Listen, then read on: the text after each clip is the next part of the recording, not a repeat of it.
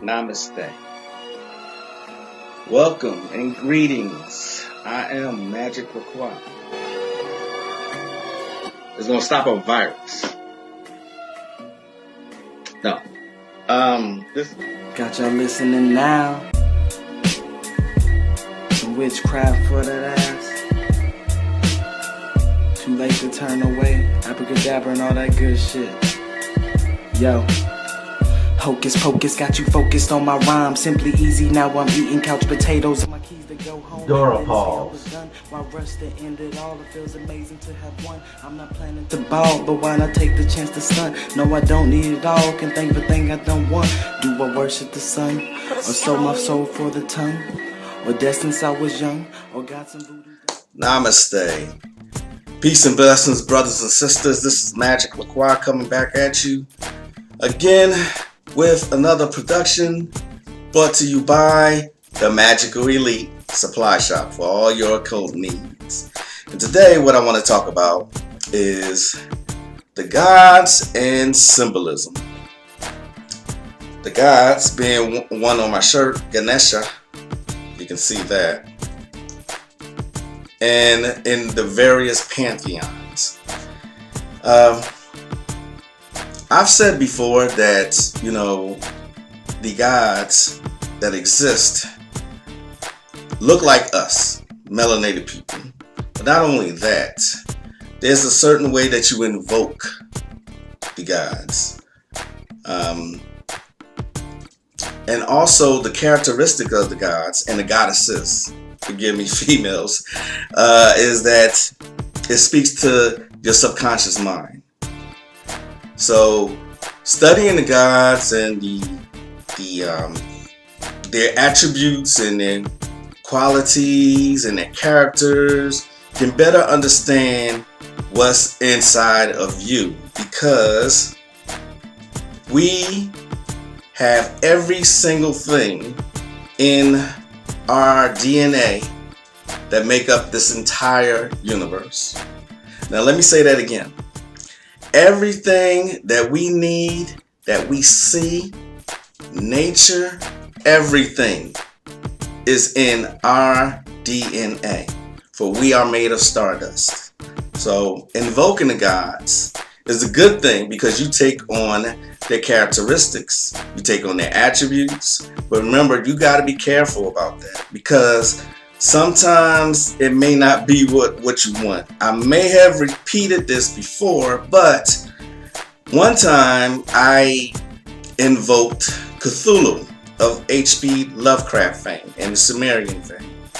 And the energy was so heavy that I had to go and lay down and just gather myself, because the energy was just that powerful.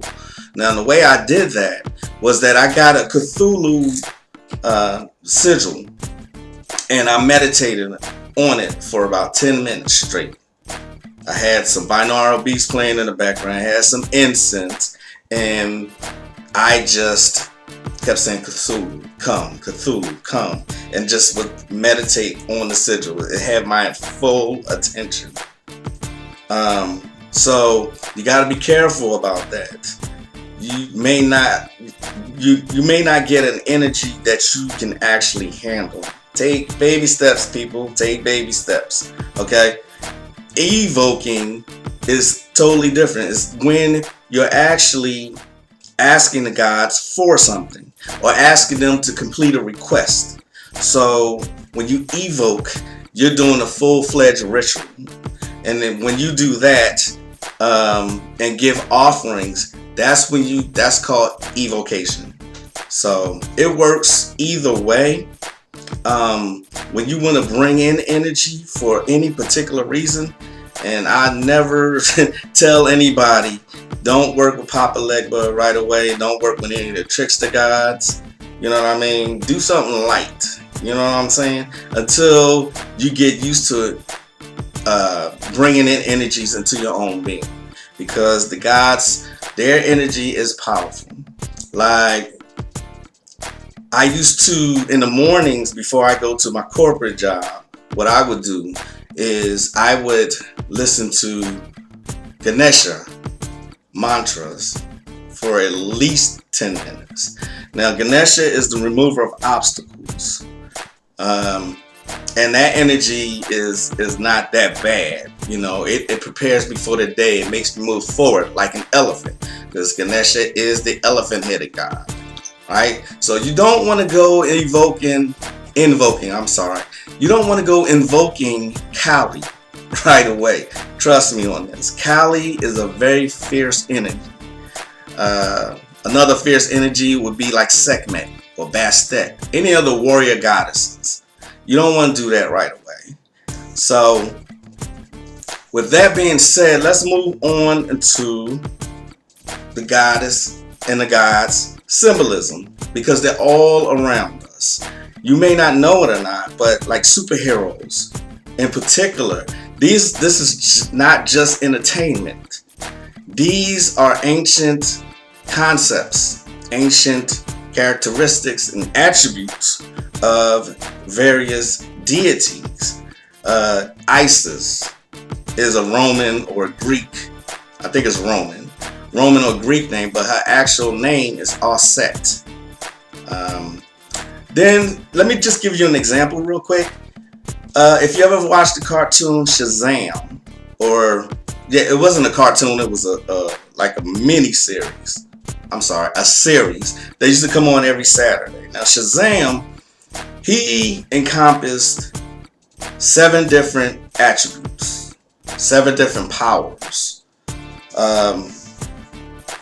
Now, of course, you can go on YouTube, right here on YouTube, and you can look up Shazam. And I used to love Captain Marvel, because the Billy Batson, or whatever his name is, Billy something, he would just say the words Shazam, a lightning bolt struck him, and he would turn into Captain Marvel. Now, they give them Roman and Greek names, like he had the powers of Atlas and the powers of Zeus, but what that really comes from is ancient Egypt or Kemetan concepts. There's 7. He gets 7 different powers. One is Shu's stamina, Heru's speed, Amun's strength, Tahuti's wisdom, Aten's power, and Mehen's courage. Like I said, you go on here on the YouTube and pull up Shazam, it's going to give you 7 different names. But of course, whitewashing, they're going to give you those names.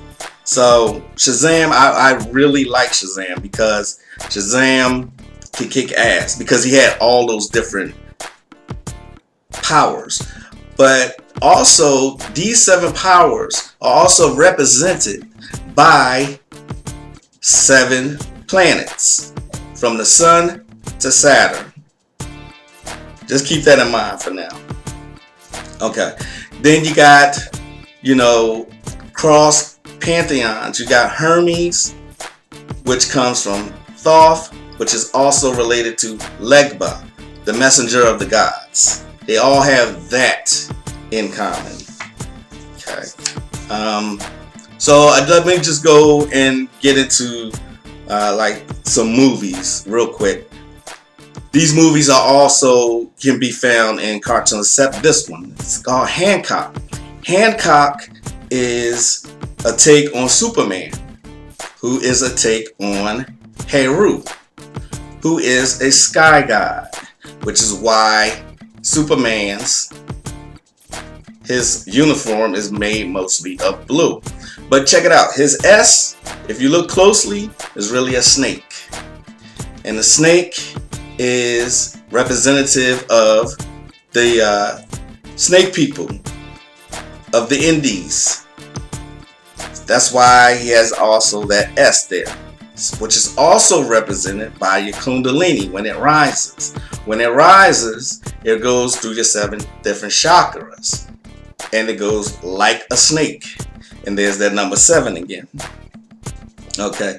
And also, we can talk about the Terminator series. If you ever seen that one, Sarah Connors, her name means protected by God. And her son, His name, the one that's supposed to rescue humanity. What's his name? John Connor. What's his initials? His name is John Connor. What's his initials? Dora pause.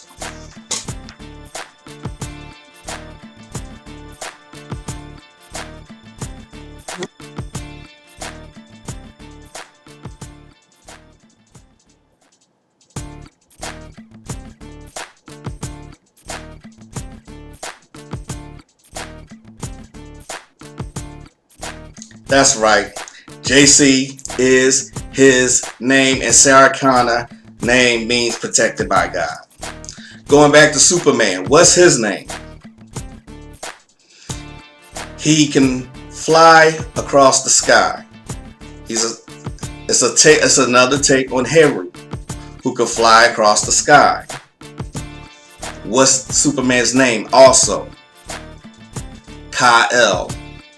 Ka space El.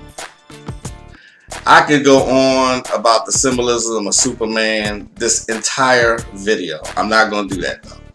Okay. Like I said, everything that the universe has already, you have within you.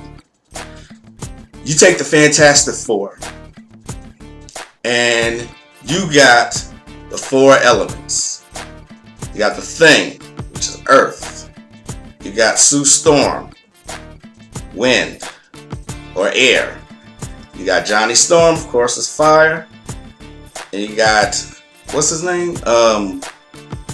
Mr. Fantastic. That's water, because it's flexible. It's 4 elements. You add those 4 elements. You add ether, which is everything in the universe. Carbon, melanin. What do you got? You got man. It runs deep. It runs deep. You ever seen the movie or the cartoon series called Voltron? Voltron was a series that I used to run home from school and look at. Again, you got 4 different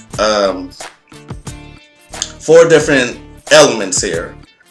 And as soon as they form together, you got a complete man.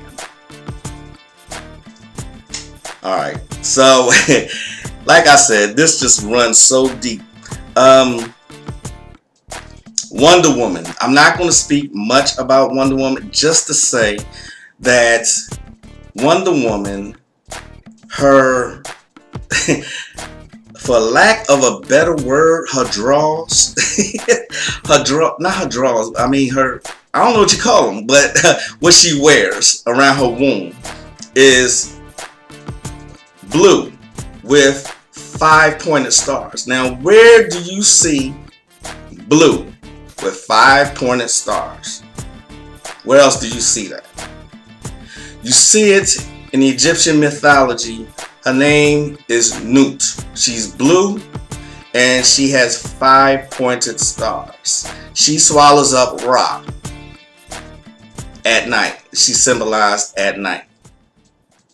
Where else do you see blue with 5 pointed stars? In the movie Avatar.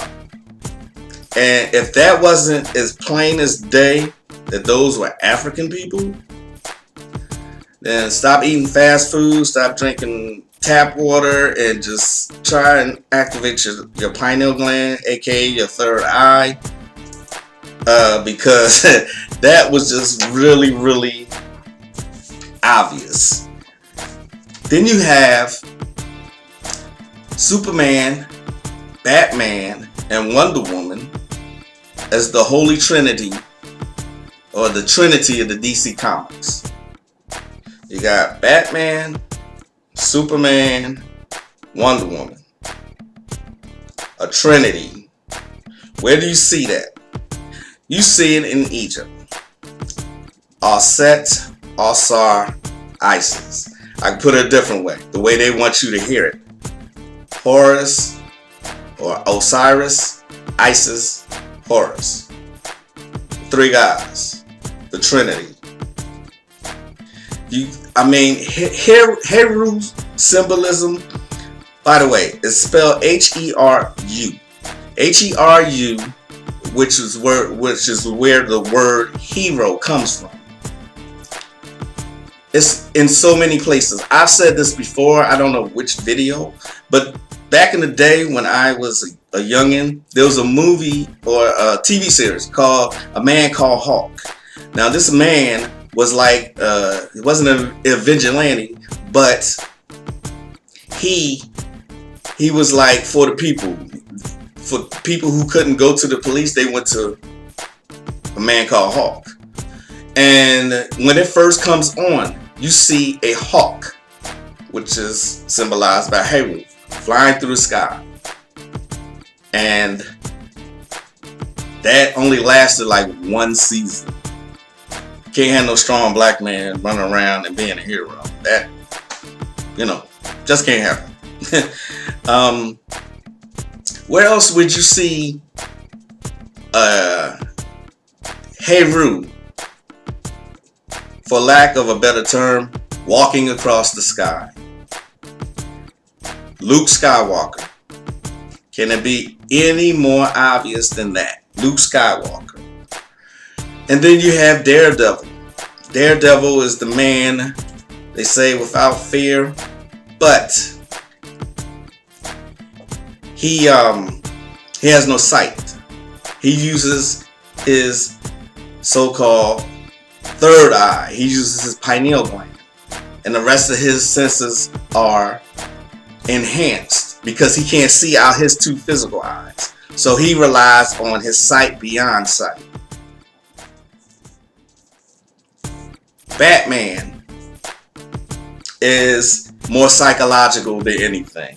That's pretty much about facing your fears. Batman. But look at his chest. His chest has a bat with a yellow background on it. What is Batman also called? I would do a second door pause, and that's not necessary at this point. He's called the Dark Knight.